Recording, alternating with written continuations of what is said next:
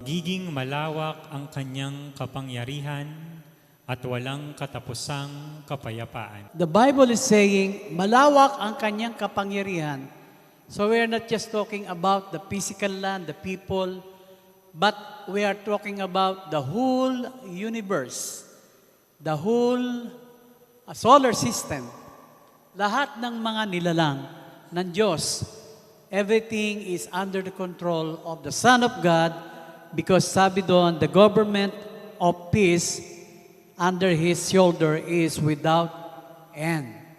Hindi matatapos, kundi magkakaroon ng walang hanggang kapayapaan ang kanyang paghahari, ang kanyang pamamahala. No? Ibig sabihin, if we are the recipient, if we are the beneficiaries or the people under His government, we can experience the total peace under His leadership, under His government. Sa kanyang pamamahala, ang kapayapaan ay walang hanggan. Hindi sinagot ng Panginoon yung mga disciples nung nagtanong sila, will you restore now the kingdom of Israel?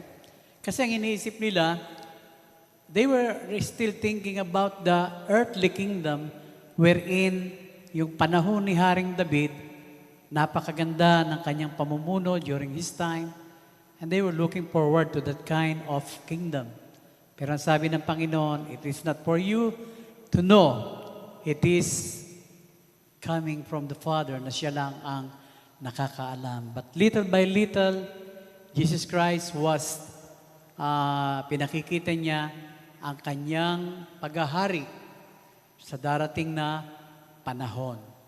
Kaya nga sa atin, we are looking forward to the second coming of the Lord Jesus Christ, wherein pagdating ng kanyang second coming, wala na tayong mararanasan na pag-iyak, apo nga, ala ng sakit, ala ng kalulu, ala ng kikyak, ing aranasan tamo, ing kapayapan, ing lugod, uling kaya betane ing guno, manggaman king nalanganga.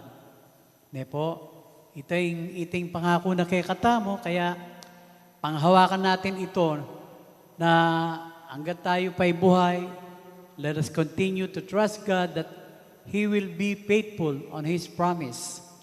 Pag dumating ang panahon na ikaw at ako ay kukunin na ng Panginoon, ito yung mga panghawakan natin. Kung ano yung pinangako ng Panginoon Diyos, He will fulfill it. No? Yan na lamang ating pag-asa. Not of this world, not on this world, but on the promises of God through His Word.